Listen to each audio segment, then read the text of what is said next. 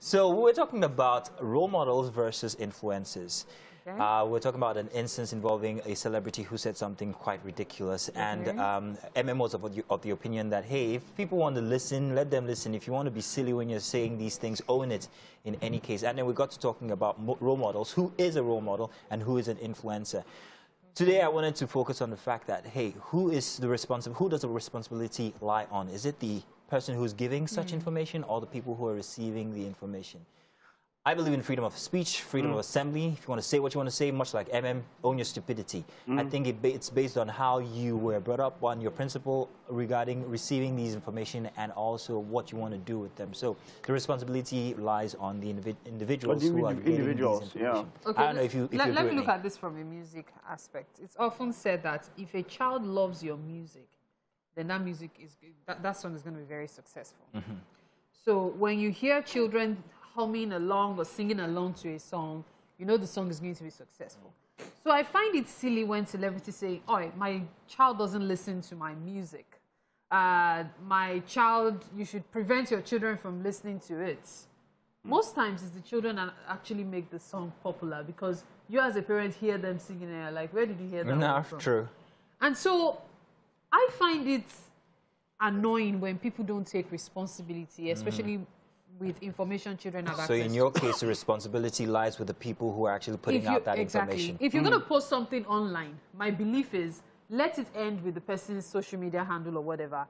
But as a blogger, knowing that children might have access to it, use your sense when be responsible. That's what I believe. I'm on two sides of the coin in this case, because I mean, who's a role model and who's an influencer?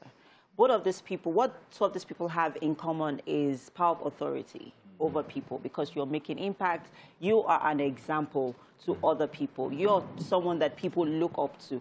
And as an influencer, you are making purchasing decisions using your authority. And on the other side of the coin, as human beings, we are free to make our own choices.